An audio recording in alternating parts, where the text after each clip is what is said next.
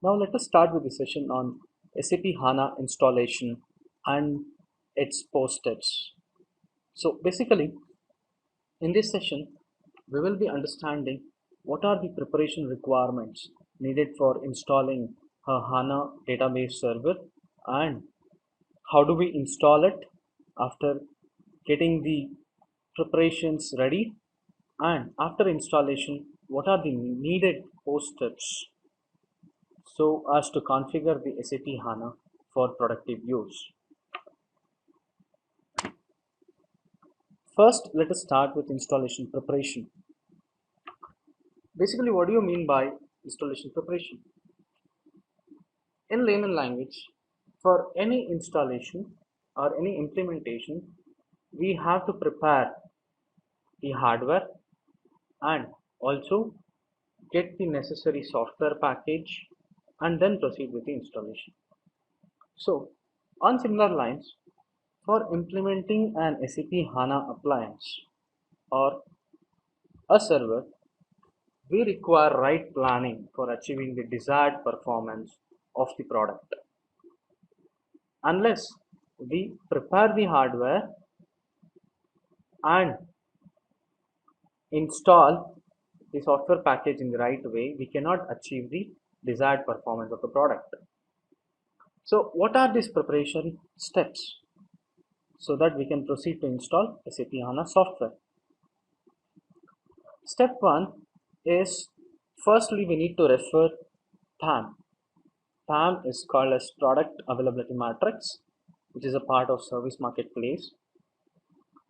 So we need to refer PAM for SAP HANA installation so that we can choose a certified and supported hardware to proceed with the installation. And this is the URL where we can navigate and look in for the supported operating systems.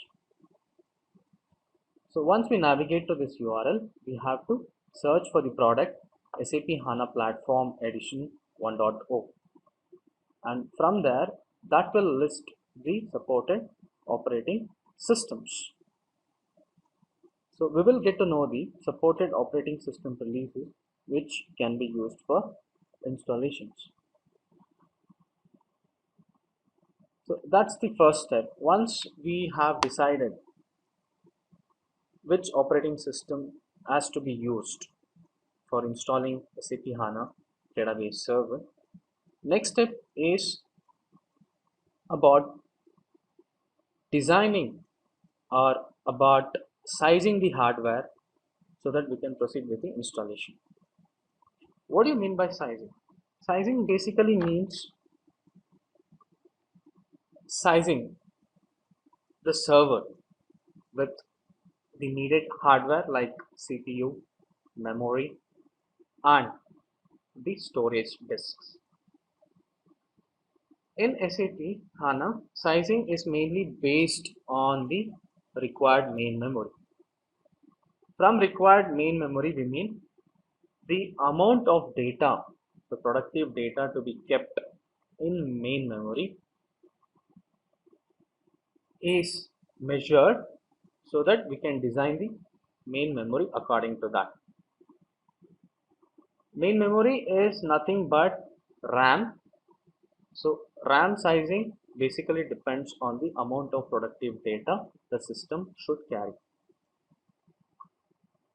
This can vary based on the scenario the system is going to be used. For BW it is different, for SAP Business Suite systems it is different, for NetWeaver it is different. So based on the scenario of implementation, the size of the main memory can vary. And main memory sizing is basically dependent on static data and dynamic data. Static data means static RAM size and dynamic data means dynamic RAM size. So by static we mean that the size of RAM, that is amount of main memory that is used for holding the table data. These are static in nature. No doubt the changes are done on these data, but they are the table structure data. Coming to dynamic data, which is the dynamic RAM size, this is the additional memory required for data loading and query execution. And this by design is measured as equal to static RAM size requirement. And by dynamic sizing, we reserve it for data loading and query execution. So this dynamic RAM size is mainly for design time usage. During design time, we will develop new objects to do data loading into them and we do query execution. So for all these purposes, we need dynamic RAM size. And going further, so now we have understood what is main memory, how does the sizing of main memory take place. Here are some of the recommended SAP notes provided by SAP for an administrator to refer so that right sizing of the server can be achieved. For example, note 1514966 explains about sizing of SAP HANA appliance. So if it is a standalone database, how the sizing should be is explained in this SAP note. And further on, SAP notes like 1944799 explains guidelines for SUSE operating system installation. So for SAP HANA installation point of view, how SUSE operating system, SUSE Linux operating system must be sized is explained in this. And the next note 2009-879 explains guidelines for sizing Red Hat Enterprise Linux for SAP HANA installation. And SAP note 1736975 explains about sizing of BW product on HANA. For installing BW product on HANA, what sizing measures do you follow is explained by this. And next is 1872170, which will explain about sizing for business suite product installations on HANA.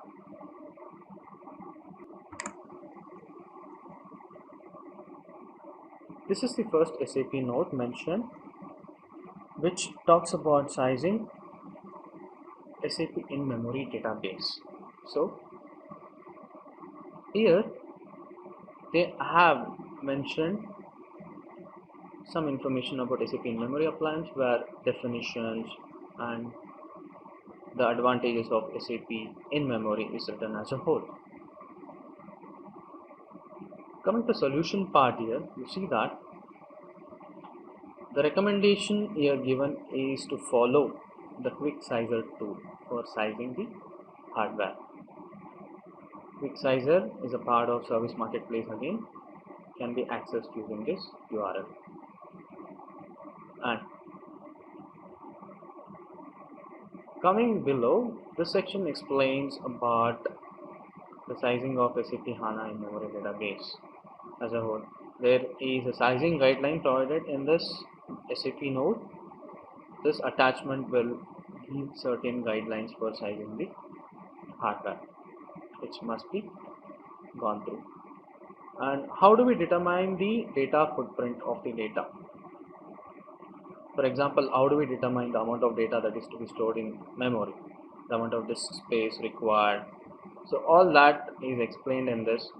And if, for example, if we are migrating an existing SAP solution running on any of the traditional databases to SAP HANA, there are certain scripts included in this SAP node.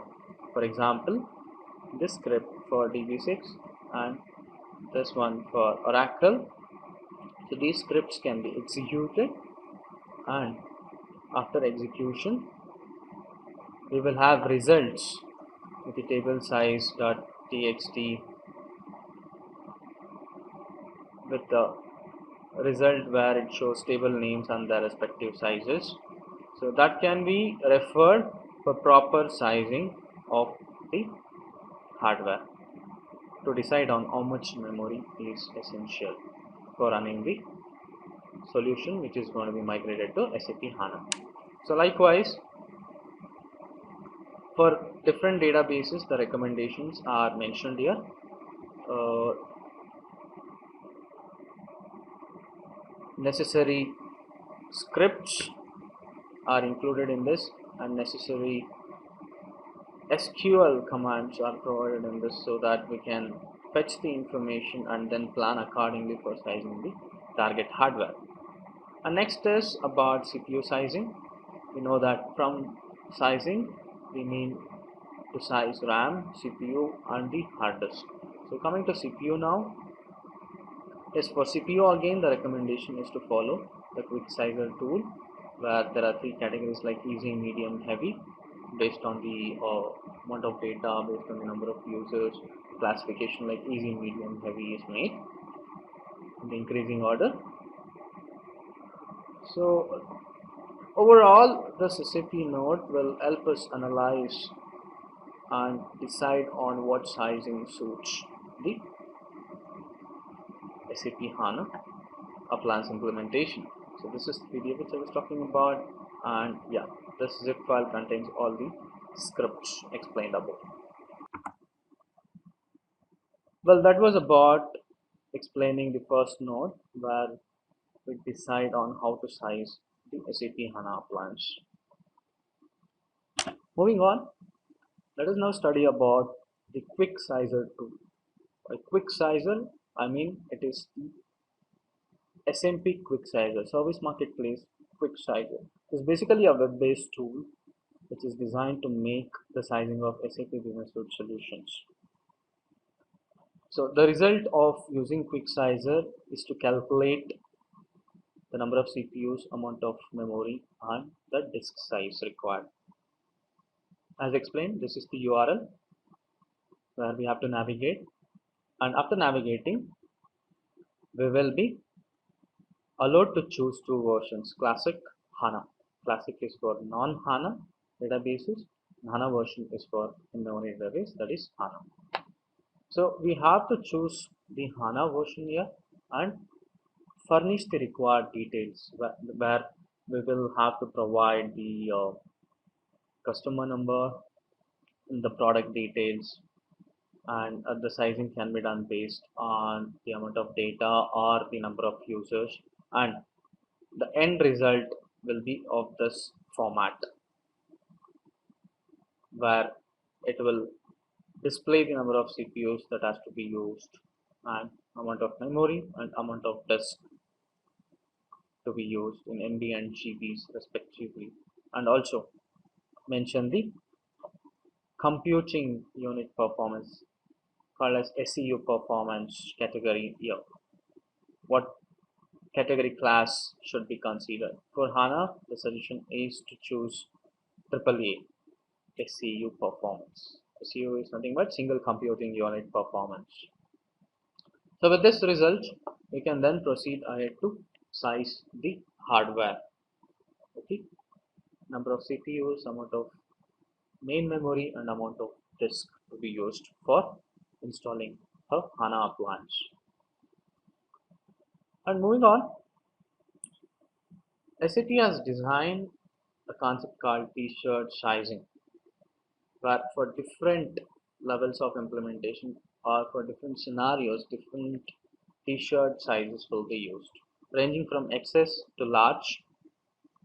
Different combinations of number of CPUs, amount of main memory, amount of disk size is decided upon and can be leveraged whenever a HANA implementation has to be done.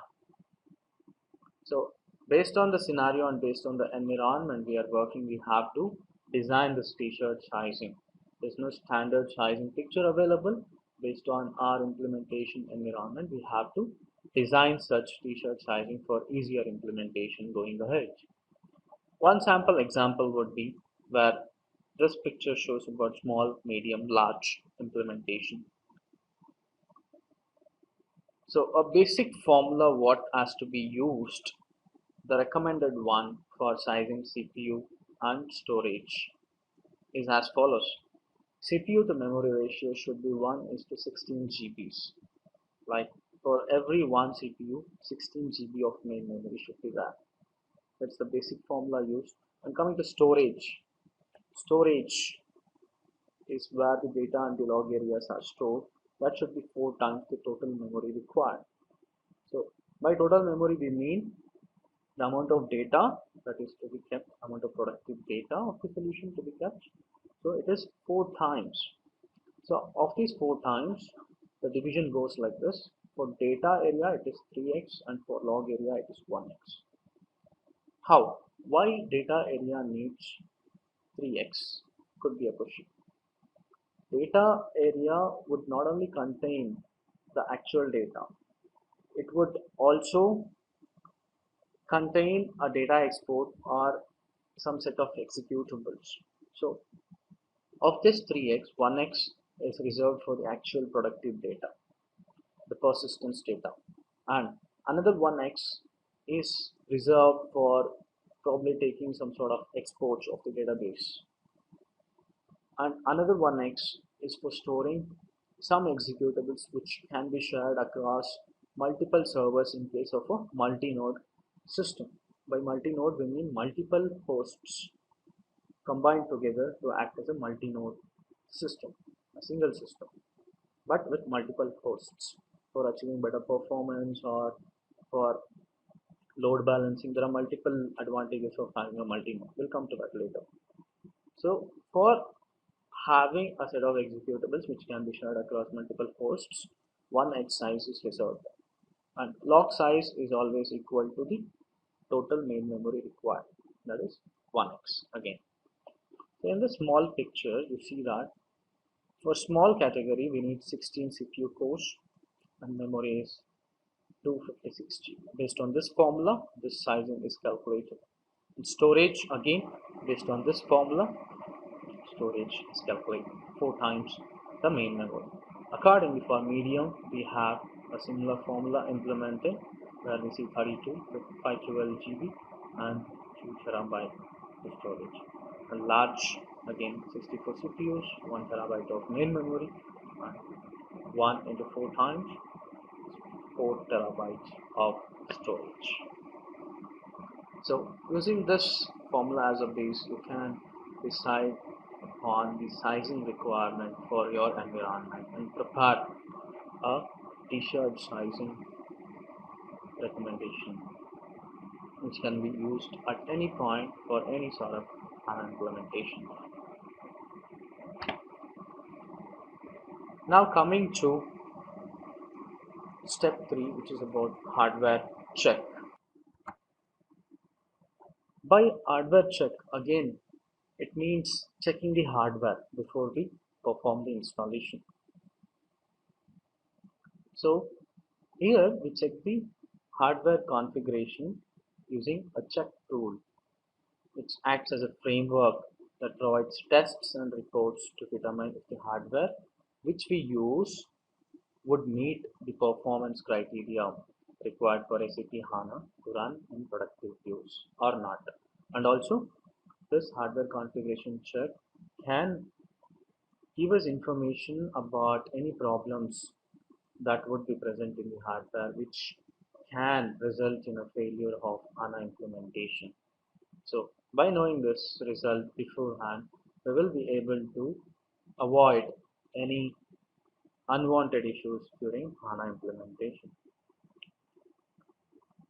So to perform this check, there is a check tool, as I say, which comes as a part of a SAR file. No doubt, now this hardware check is implemented as an automatic check along with the HANA installer. The HANA installer like STB, INST, STB, LCM that we use for installing HANA database server already has this check in its algorithm. So before the installation is executed, such configuration check is performed. Only if the result of the check is positive, installation will be proceeded. Otherwise, the installation aborts, saying there is a failure of hardware configuration check. Before we run this configuration check tool, there are certain prerequisites recommended that must be present. So we must make sure we have the library like NUMA1 version 2 installed on the server already.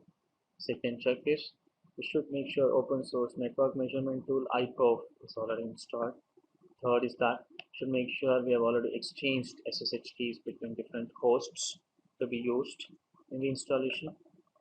And last one is that we have to make sure all servers have a resolvable FQDN. FQDN is fully qualified domain name. And we need to have a binary file SAP called SAPCAR, which is needed to extract the hardware check tool binary to a SAR file. Using SAP car -xvf option, we extract the SAR package, and the location where we download the package, the hardware check tool package, is given here. You should go to download center in service marketplace, choose support packages and patches, go to index H under installation and upgrades, choose the platform edition of HANA, and go for compile software component versions, and there you have an option to choose SAP HANA hardware config check. So under that you will find the SAR file, or other option is that the software installation package for HANA platform edition what we download also can provide this hardware check tool SAR file. So once the HANA package is unpacked, we will get data units directory. Under that we will have SAP HANA HWCCG directory, under which we can find this SAR file as well. So once the SAR file is provided, we will have to extract it using this option as I say, and we will have this new directory created. HANA shared HWCCG is created. Make sure all necessary permissions are there for the files under this directory, and within this directory we will have a Python script called HANA hwcheck.py, which is responsible for running the check. So in this directory, using the option Python HANA hwcheck.py command, the configuration check will be executed and the result will be displayed. So based on the result we can proceed, otherwise do the necessary corrections. As said earlier, this check is now automated to be a part of HANA installer itself.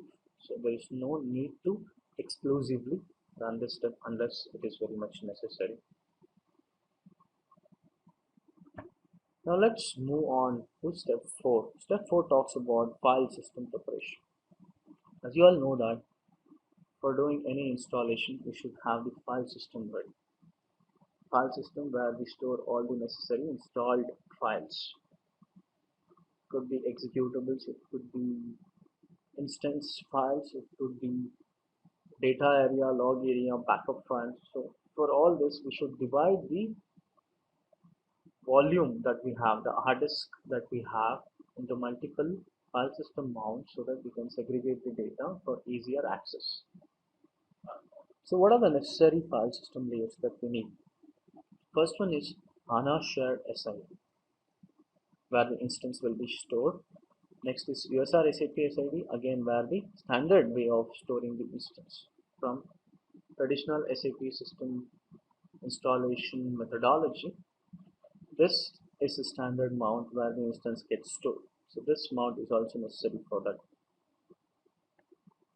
And next is HANA data SID, where the data area gets stored in the form of data volumes.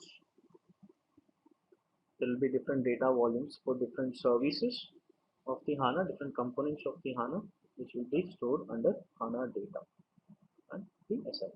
Next is the log area, HANA log SID for storing the log area, where the appropriate component log volumes will be stored.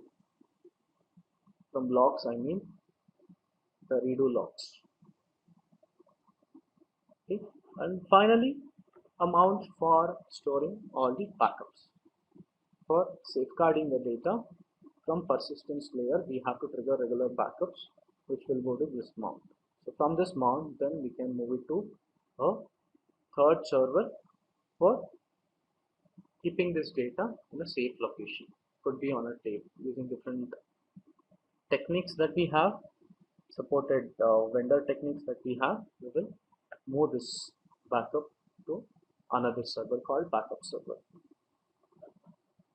So that was about file system preparation. So we have to make sure we partition the hard disk to create all these file systems and make sure all these file systems have the necessary permissions so that we don't face any issues during the installation. So to do this, server management expert, like in simple terms, a Linux expert, operating system expert in the team can help us in getting this done. Next is about getting the installation package. Yes, now we have the hardware ready with proper sizing, file system, hardware check is done. Yes, now we can download the installation package for proceeding with the HANA database server installation. So again, we have to go to service marketplace. This is the URL to the service marketplace, that's software download center. From there, we have to choose installation and upgrades. Choose SAP HANA platform, that is SAP in-memory SAP HANA. Under that, you have to choose HANA Platform Edition and HANA Platform Edition 1.0. So there you will get the packages for particular release that you want. Could be support package stack 7, 8 or 9, where 9 being the latest available in the market. Download all the packages. There could be 3 packages or 2 packages for that particular support package stack. Download them, unpack them so that you will get all the subdirectories. Subdirectories would contain the necessary installers for only the database server or installers like SDVLC and SDVLC ongoing, and installers for studio, installers for client libraries, installers for additional apps on top of HANA like LC apps, EPM, Shine, AFL. So all the directories will be in this stack. You can directly use them, run the executable and install the required apps once the database server is installed. So firstly you have to install the database server, then only you can install all other apps on top of it. Okay, so now till here we have understood how a prerequisite check has to be done. Okay, once the prerequisite check has been done, we will proceed ahead with the installation. For installation, we will first have to log in with user root. Log into root shell. Just verify the file system. Again, to repeat the hardware check as a whole, and navigate to the software package downloaded directory where the software package is unpacked and where we have all the subdirectory, and from there we need to run the installation tool. So now let us study about installing the HANA database server installation, standalone HANA DB installation. Okay, so once the package is downloaded, we have to navigate to data units STB server, and this installation is on Linux operating system, Linux x86 64. So navigate to this directory and we have to start the installer from the start. And the installer, the basic installer that we will be using is stdinst, called as the HANADB installer. So just issue /stdinst, and this is the kind of screen that you will get. It will first show you the database installation kit detection information, the release what you will be installing, and then it will query you for a set of inputs. First input will be the installation path. You have to choose the installation path where exactly the installation has to be done. So by default it is HANA share, but you can customize it as per your requirement. It could be USR SAP also, as I said in my previous explanation. So after providing the installation path, next is you have to provide the SID. HANA DB gets installed as an instance. That each instance has an SID, a system identifier. So you need to provide the system identifier and then provide the instance number, the unique instance number. By default, it will take the next free instance number. So in any server, first free instance number will be 00. If 00 is not free, it will look for next free instance number and that will be prompted. 00 is not available. Otherwise, you can go with 00 or customize according to your name. You can provide any number of your choice. This will be the instance number of HANA-DB instance in this server. That next you will give the data volume location. You have to choose a location where data area has to be stored. And accordingly for log volumes, you have to choose a location where log area will be stored. And after all this information is furnished, you have to know that installation will create a standard admin user called system, which will have all the admin privileges on the HANA database. So this user gets created during installation and the password for which will have to be provided by us. So give us strong password with a combination of uppercase, lowercase, numerical and a special character, and 8 characters is the minimum length, and reconfirm this password, and then it will ask you for an option where you can enable restarting of the instance if the server gets rebooted. You can choose yes or no for that, and after that option is provided, yes, the installation starts. It will check the installation, prepares all the packages.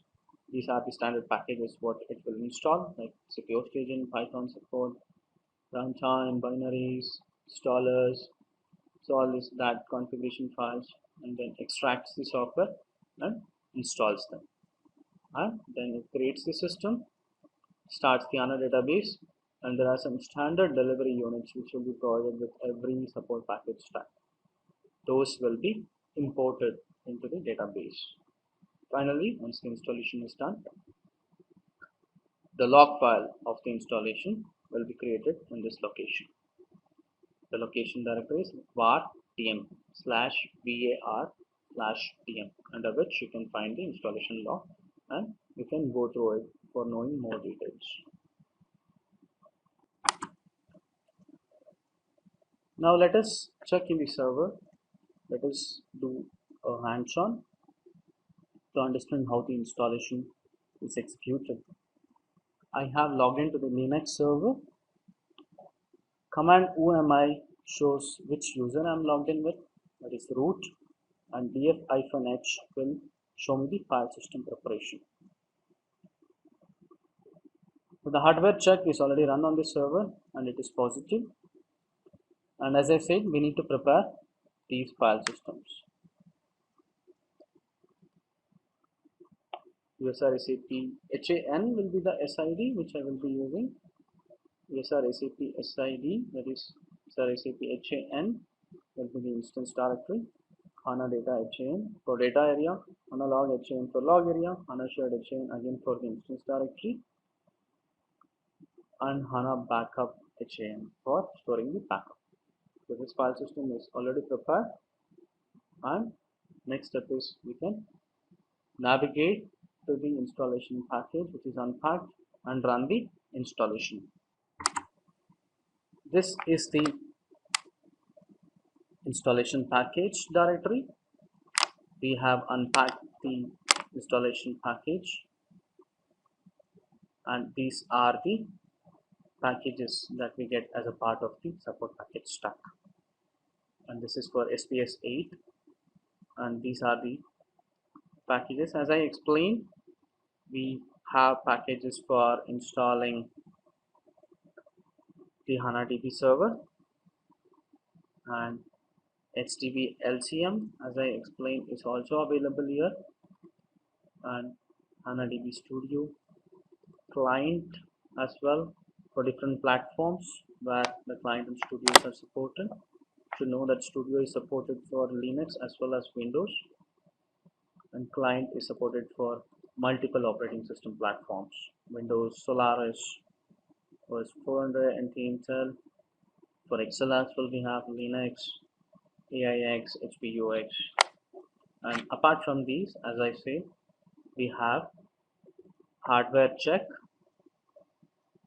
package as well under this. The SAR file will be under this, and additionally, we have application packages, that is apps on top of HANA to be installed packages as well, like LC apps, EPM, INA Toolkit, Shine, AFL, Reaver, FileLoad, and many others here as well. And we will have SWPM package also, which is an installer again for SAP installations, and HANA LM Lifecycle Manager, which will be explained later. Now let us proceed to install the HANA database server. I will navigate to HDB server Linux operating system.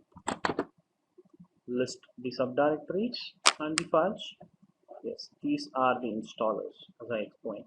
HDB inst is an installer, and likewise we have other installers like HDB LCM, LCM Guide, HDB setup, and this is the upgrade tool, and this is the uninstallation tool. These four are the installation tools, and this is the uninstallation, and this is the upgrade tool. Now let me run the installer HDB Inst. Apart from HDB INST, HDB LCM is another installer, but the advantage with HDB LCM is that it allows us to install multiple components. By multiple components, I mean it allows us to install database server, client, studio, and few other apps in one shot, whereas HDB INST installs only the database server.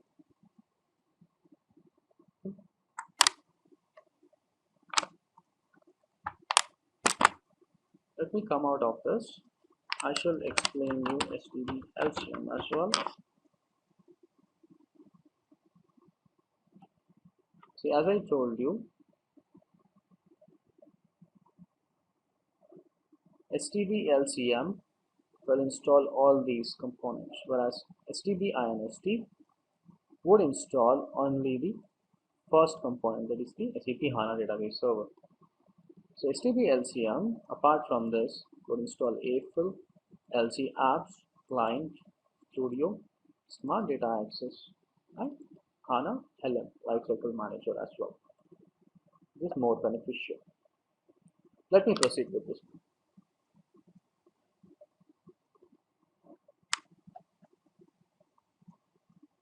So I will select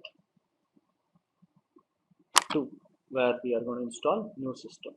HDA is an existing system on the server which is already present and it is currently stopped.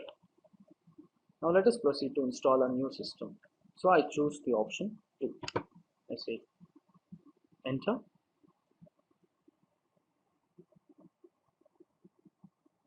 It takes a while to load. Okay, this is what I explained.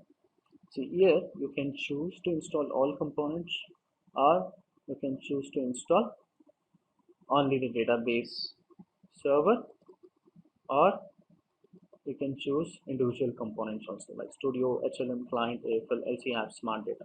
So basically, in general practice, we first install the server, and based on the further requirement, we will install Client, AFL, LC App, Smart Data, HLM if required at all. Otherwise, we will just keep the server. Now let us choose one. Since I need only the HANA database server to be installed. Okay, I choose the default values. Now I keep SID, HAN, which is the system identifier. As I said, by default it will take free, the minimal free instance number. 00 is the starting instance number. Since 00 is already taken up by HTA, 01 is prompted for installation. So I say yes for it. Just enter to choose the default value. Now, next step is to specify what type of a system this will be. That is the system usage. So here, by production we mean it's a productive system which will be used in real productive world. So it will have real data. And next is test. For any sort of sandbox testing, any quality assurance testing, test system will be used. So basically the productive data will be copied to the test system and any sort of testing can be done on top of it. Next is development system where new developments, new innovations can run. So there we choose development. Next is custom. So this will neither be a production nor test nor development. It could be a mix of all. It can be used for anything. Okay. Now let me choose 2 as it is a test installation. Okay. Next is about where we need to store the data area, the data volumes. So by default, it takes this location. As I say, so I choose enter and log volume. By default, HANA log SI, that is HN. I choose yes to this option also. So next is about restricting the maximum memory allocation. Here we can specify a fixed amount of memory to be used for HANA database, or otherwise by default SAP HANA database will consume 90% of the RAM. So if for example 100 GB is the RAM allocated for the server, SAP HANA database by default will take 90 GB. So if our requirement is not to give 90 GB, we can custom set this value, say for 80 GB, or maybe we can set to a value above 90 GB as well. So in this I will keep the default value as 90%. So I choose enter, and next is it will ask for the certificate hostname. It will create a set of certificates for authentication and hostname has to be assigned to this. So HANA OS is the virtual operating system name which is assigned to this IP. So we will choose that now. And yes, an admin user at the operating system is SID ADM.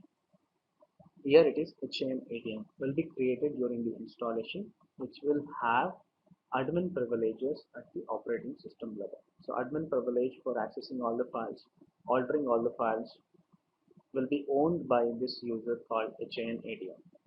In general, SID ADM. So we need to specify a password for this user as well. It should be a strong password with a combination of uppercase, lowercase, numericals and special characters.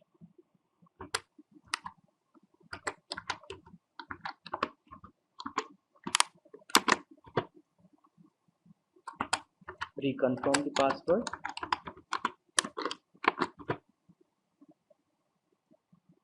Okay. Now it has accepted the password. So this user will be created with the password that we have entered. Next is it will create a home directory for the instance. So HAN, which is the SID which is going to be installed, will have a home directory. The system will have a home directory. The standard one is USR SAP HAN home. I choose the default value.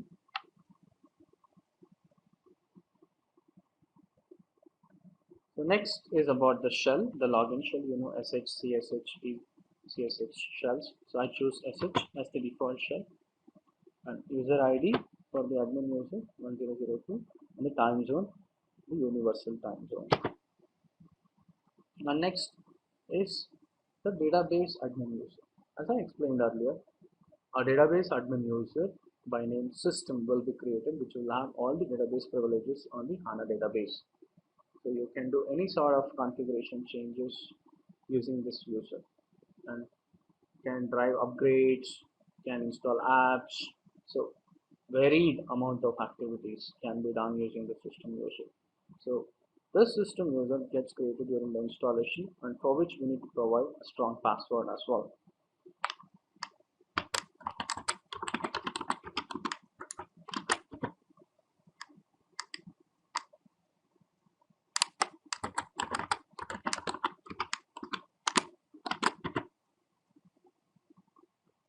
Okay, once the password for the system user is provided, next, as I said, it will ask whether the instance has to be restarted whenever the server reboots. Could be some unplanned reboots due to some issues, due to some crash at the hardware side. Then the instance automatically gets stopped. So when the server is rebooted, that is restarted again, we can specify for automatic restart of the instance as well. So I choose yes for that as a safety measure.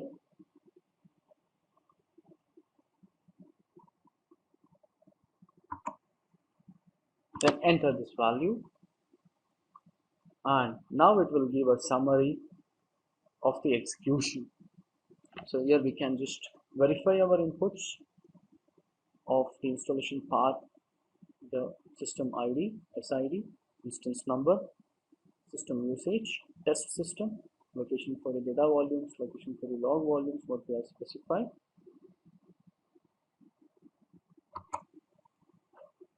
And the host name, what we are going to use, certificate host name, system administrator home directory, that is HAN ADM user home directory, the login shell of the user, user ID of the user, user group ID, that is always a part of SAPSUS, and the time zone of the user, and an option whether to have an automatic restart if the server is rebooted, and the software components that will be installed.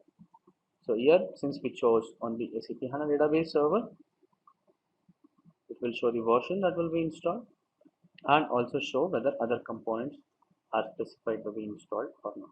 So upon verifying all these details in the summary, we can choose to continue the installation. So say yes and then enter. So now it will proceed to install the SAP HANA database server. It will install all the necessary components in this. And this installation would take quite some time, and also it depends upon the server speed, that is towards the network speed. And once the installation is completed, as said earlier, the log file will be available in the location /var/tmp. And make sure you see the message of installation as successful. So with this, once all the packages are installed, this is the kind of information that you will get, saying installation done, then see the log file for more details. Now let us move forward to learn about other installation tools as well. Next one is HDB LCM, also termed as HDB Lifecycle Management Installation Tool. So as I showed you the installation packages that we get, we have a directory called HDB LCM there, which will give the HDB LCM installation tool. And also under HANADB software, that is HANADB server software package, we will have HDB LCM as shown earlier. So to navigate only to this particular package, you have to choose data units, HDB LCM, and the operating system directory. There you can find the HDB LCM installation tool.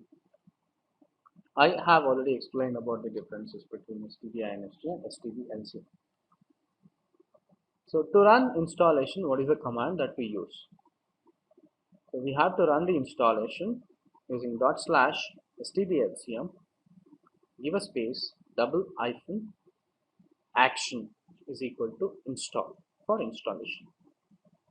So then the interactive installation starts. Or you can just mention /stblcm and then you can continue with the installation from there.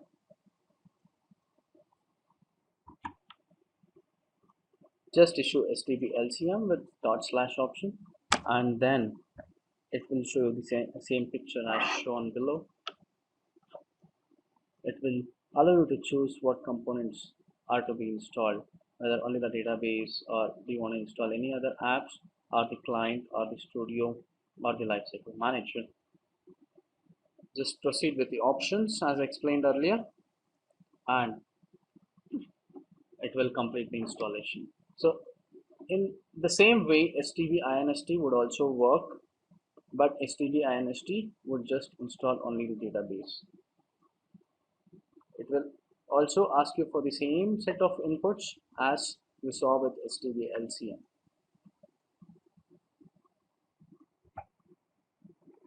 And next installation tool is HDB-LCM GUI. This is again a part of HDB Lifecycle Management installation toolkit, but with GUI option. So here again you have to navigate to the same HDB-LCM package under data units and you will see the installer file called HDB-LCM GUI. This offers the user interface. There is no much difference between HDB-LCM and HDB-LCM GUI apart from the GUI what you will be getting where you can just enter the inputs and monitor the installation. So you don't have to run it on the server as a command, but just issue the command and then rest everything happens on a graphical user interface. So as seen here, there are multiple options like interaction mode, which is the default, can be done using LCM, and batch mode is possible with HDB-LCM, but batch mode is not possible with HDB-LCM GUI. See, for installing the HANA database, now you got to know about the tools that we can use, but there are two modes as well. One is called the interactive, other the batch mode. Interactive is where you can interact while the installation is running, whereas batch mode is by providing a configuration file and the installer reads this configuration file and performs the installation. So we don't have to monitor the installation in that case. That means we don't have to interact with the installation. The installation runs on its own using the configuration file as an input file and does the installation based on the parameters and the values that we have specified inside the configuration file. So next option is about this automated installation, that is the batch mode of installation using HDB-LCM shown here and a config file. So basically, to summarize, interactive mode is possible with both HDB-LCM and HDB-LCM GUI, but batch mode is possible only with HDB-LCM. So this is the sample configuration file hana_install.cfg, and this is how it would look. You have to provide the SID, the instance number, and the user group ID in the same order as mentioned here. There are some more values what you can mention.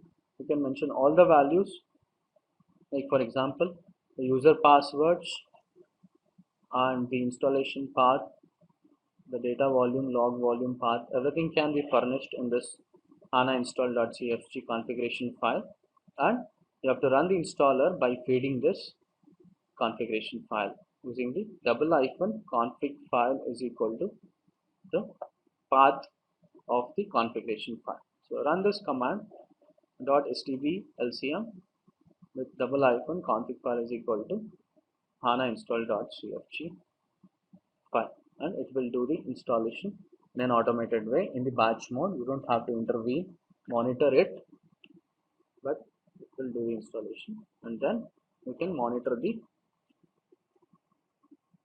or check the log file which is stored under var.tmp for any probable issues that could have arisen. So with installation, we will get the data and log volumes created. As I explained earlier, there are different data and log volumes created for different components, different processes of the AnaDB. For STB name server is STB 001. For Access Engine it is 2, Statistic Server 3, Index Server it is 4. Likewise, log volumes would have the same naming convention, but under the data and the log area respectively. So under the data area, we will have MNT 00001 as the parent directory for the data volume, and similarly for log volumes, we will have the same naming convention. So this is for one host. In case if we have multiple node system, that is multi-node system with multiple hosts, for first host we will have MNT 00001. For second host we will have MNT 00002. So accordingly, the volumes, that is STB volumes for different processes according to the multi-node convention, would be present in the appropriate parent directory. Note that in a multi-node system, there would be only one statistic server and only one access engine in the entire system. Okay, that would probably be in the first host installed. So from second host, we will just have the name server and the index server data and log volumes respectively. Okay, apart from data and log volumes, we will have to verify the AnaDB profile. AnaDB, as we know, is created as an instance with an SID. So each instance in SAP terminology will have a profile, a system level profile, and the location of this profile is like this: USR SAP SID sys profile. This is the naming convention of the profile: SID, HTTP, instance number, and the host. So navigate to this location, check for the permission of this file, and read the contents of this file of the profile to understand what are the parameters that it will have. Next is, there are some property files, also named as INI files. So there is something called as system local properties and system global properties, and the location for both is different. System local properties will define properties locally for the system. It's not, say for example, we have a multi-node system where there are multiple hosts. Local properties will specify host level parameters only to that particular host what are the values specified. Whereas global level properties will have global system global values, which is globally applicable for all the hosts, that is for the entire system. Whereas local properties is only for this particular host. That's why it's stored under the directory host.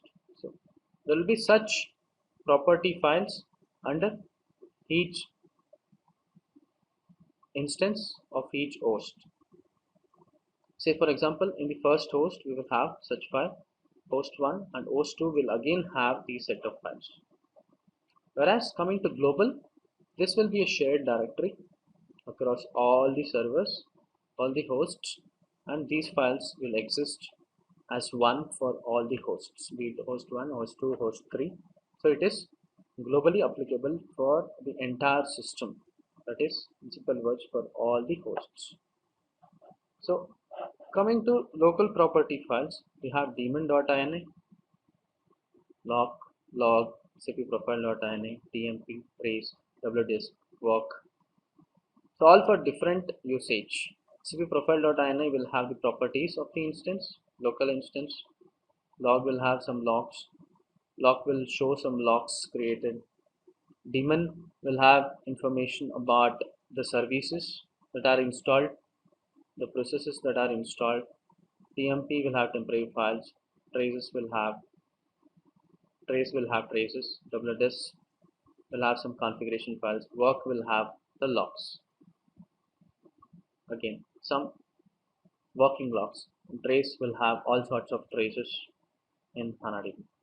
Coming to global properties, global.ini.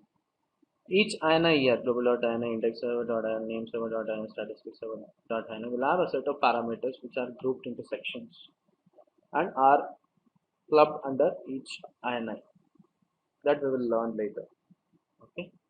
So once the installation is completed, we will have to navigate to these directories to read whether the data volumes are created, log volumes are created, hmm, profile is created, and whether we have the local properties files, global properties files. So we need to verify all this, and then we can proceed with the post installation steps. As I said, after the installation, we have to log into the server just to verify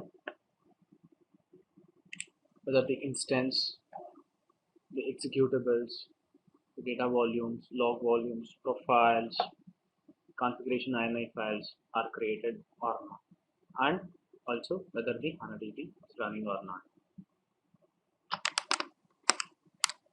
So